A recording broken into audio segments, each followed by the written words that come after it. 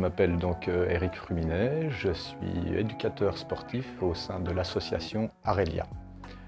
Voilà, donc il s'agit d'une association qui est régie selon la loi du 1er juillet 1901 et qui a pour objet d'accueillir, y compris dans l'urgence, d'accompagner, d'orienter des personnes en difficulté d'insertion ou en situation de précarité ou en rupture sociale. Alors cette année encore, Arelia a proposé un trek qui s'est déroulé dans les Hautes-Alpes, département 05, et en l'occurrence plus précisément donc sur le parc naturel régional du Queyras et le magnifique parc national des Écrins. Voilà. Les principaux objectifs de ce projet, de ce type de projet, c'est de redorer l'estime de soi et de retrouver confiance en soi, voire aussi en autrui. Voilà. Et pour ce faire, je pense qu'il n'y a pas mieux que le dépassement de soi, parce que là, c'est bien ce dont il s'agit, de dépassement de soi. Il va falloir savoir se faire violence, se faire mal pour apprendre à mieux se faire du bien, et puis pour mieux se reconstruire, et puis pour prendre conscience qu'on est réellement capable. Moi je suis Yvan, j'ai 26 ans. Au niveau emploi, je suis on va dire un peu en stand-by. Moi c'est Rémi, j'ai 29 ans et du coup je suis en train de préparer, d'essayer d'intégrer des formations pour devenir éducateur sportif. Voilà. Voilà, je m'appelle Damien, c'est ma 4e année que je participe aux différents projets que Éric Fruminet nous propose au sein de l'association Arelia. Et donc cette année, on est parti dans le Queyras. Bon, moi c'est Jérôme, c'est la première fois que je le fais. Et voilà. Le parc du Queyras et le parc national des Écrins, pour moi ça a été une totale découverte. Bon, je connaissais de nom dans les reportages, mais voilà quoi. C'est une région que je connaissais pas du tout. Et ouais, il faut y aller quoi. Alors moi, de base, je suis pas sportif. Mis à part scolaire, non, à côté je faisais pas de sport, hein, mais grâce à ce projet-là, c'est vrai que ça me donne un petit coup de peps à l'envie de repratiquer quand même. Ce qu'on pourrait dire par rapport aux capacités des personnes qui s'engagent sur ces projets, c'est que effectivement les capacités physiques ne sont pas toujours en adéquation avec ce qui les attend.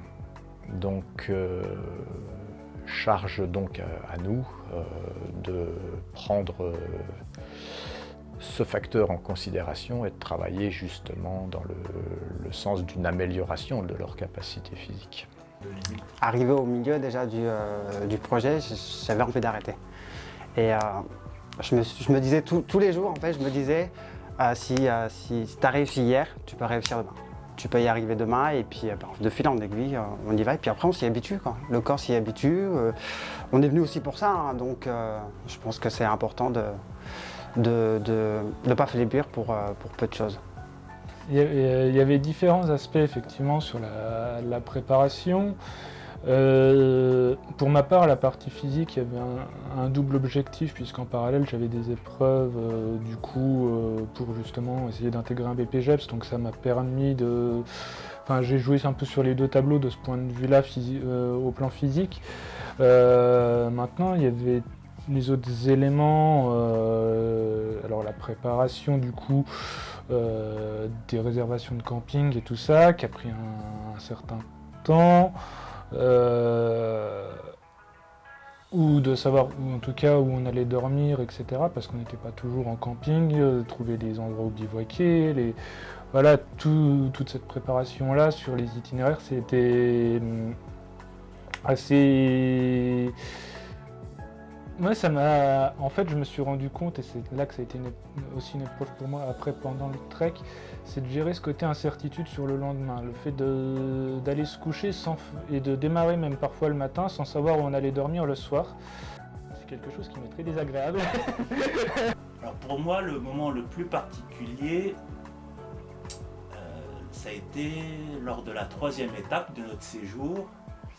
Une très belle journée, je me sentais en forme. Et après le repas du midi, c'est vrai qu'on a mangé sous un soleil qui cognait assez fort. J'ai fait un malaise, je me suis évanoui en plein milieu du chemin, en pleine montée et presque dans le ravin. Et donc par chance, c'est un arbre qui m'a retenu et du coup je suis pas tombé. Les collègues me réveillent et tout, j'étais un petit peu à l'ouest. Et quand même, c'est là où je me suis dit que pendant toute la préparation avant le trek, Eric nous a fait passer le SST. Les réunions ont pas mal favorisé la cohésion, je pense, parce que moi qui suis quelqu'un de timide et renfermé dans mon coin, j'étais souvent l'un des premiers à me proposer pour telle et telle démarche. Donc voilà, puis même pendant le projet, ça s'est vraiment rapproché. S'il y en a un qui traînait un peu pour sa tante ou un truc comme ça, s'il avait besoin d'aide, on l'aidait. Donc voilà. C'est une expérience qui justement permet de s'ouvrir aux autres et d'accueillir les ententes et les remarques, qu'elles soient positives ou négatives, des autres personnes. Donc. Je suis déjà fumeur de base, donc je fume environ une 15 à 20 cigarettes par jour. Et cette aventure-là permet de diminuer parce que j'ai fait l'expérience à 10 heures de ne pas fumer ma cigarette et j'avais plus de facilité à reprendre le mouvement, à remarcher, à remonter parce que les poumons étaient moins encrassés. Donc c'est important de moins fumer et on voit la différence par rapport au fait dans la vie de tous les jours, parce que quand on fait du sport une fois par semaine, on ne voit pas cette différence-là, on ne peut pas la constater, alors que là c'est tous les jours et on ne peut que la constater. Et ça donne envie d'arrêter pour la suite. Voilà. Quand on participe à un projet comme ça, on se recentre un peu sur les heures de coucher, de lever, sur les heures des repas, sur tous ces éléments-là qui font partie intégrante finalement de la santé au quotidien. Et après, il y a eu la visite à la médecine préventive qui m'a réattiré, notamment remis l'attention sur mon hygiène dentaire et sur les soins dentaires. J'ai repris donc un premier rendez-vous avant le trek de contrôle chez le dentiste et du coup là j'ai eu très récemment 2 caries qui ont été soignées. Voilà, donc et reprise d'un suivi là-dessus aussi. La dernière image que je garde en tête, c'est quand je suis là où tu m'as pris en photo, là. Où je sais, à l'ancien observatoire, il me semble. Optique. Oui, c'est ça. De se sentir tellement petit avec tout ce qu'il y a, toutes les montagnes qu'on voit autour et tout, et on se sent tellement petit. Moi, c'est ce que je garde en tête, quoi. La visibilité. Je voudrais rajouter aussi par rapport au fait d'être acteur ou actrice de l'aventure, comme chacun est acteur donc d'une ou 2 étapes, chacun est aussi donc du coup chargé tous les soirs de faire un petit retour de notre journée. Donc on a une page Facebook qui s'appelle Arelia Sauvois Sport Santé. Sur laquelle chaque participant tous les soirs mettait son petit post avec ses petits commentaires, comment il a vécu la journée, comment ça s'est passé pour le groupe, qu'est-ce qu'on a pu voir, qu'est-ce qu'on a pu découvrir, quels ont été les bons moments, les moments les plus difficiles, voilà, toutes ces choses. On essayait de partager un petit peu notre quotidien avec tous nos partenaires, nos collègues, nos amis qui nous suivaient à distance. Voilà. Ce matériel, c'est un matériel qui est mis à disposition donc, des personnes. Et d'ailleurs, je tiens à souligner et à remercier donc, le comité départemental olympique et sportif de Meurthe-et-Moselle pour avoir permis l'acquisition de tout ce matériel, qui est un matériel très onéreux, bien sûr. Donc chacun devait faire l'effort d'acquérir un minimum de matériel personnel et aussi de participer donc financièrement au coût du séjour. Voilà. Donc pour ce faire, il était demandé à chacun une participation, donc, qui était équivalente à environ 10 € par jour. Donc sur un séjour d'une vingtaine de jours, chacun a dû payer 200 €, si je fais bien le calcul. 1 x 10, c'est ça. Et ces 200 €, donc, ils ne leur étaient pas demandés en une seule fois. L'objectif, c'était de ne pas impacter trop lourdement un budget mensuel.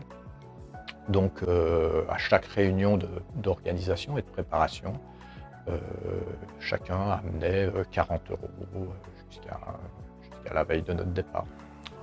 Les moyens humains pour cette aventure, il s'agissait donc de 3 personnes.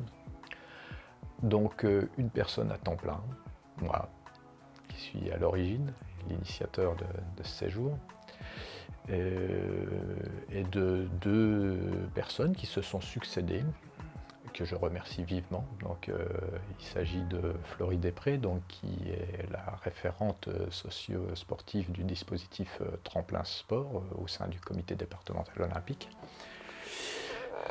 qui est venu passer une bonne dizaine de jours avec nous. Et puis mon collègue Dorian Gaspard, qui est venu passer la deuxième partie du séjour. Ce que je pourrais dire de cette aventure, c'est que déjà je suis très très fier du groupe.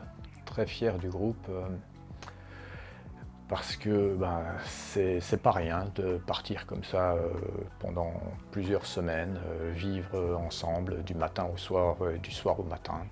C'est pas simple, et réussir donc à préserver cette cohésion, cette paix sociale dans le groupe, réussir à préserver le sourire, l'envie, la motivation, c'est pas rien. Et pour autant, on a su le faire. Donc on a su le faire, ils ont su le faire, on a tous su le faire, et on l'a tous fait. Donc je les félicite, je nous félicite. Je reviens d'un séjour à nouveau dans une autre région, enfin, qui est assez proche de celle où on était, puisqu'il s'agit du Vercors.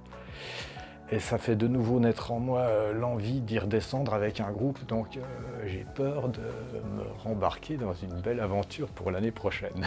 Voilà.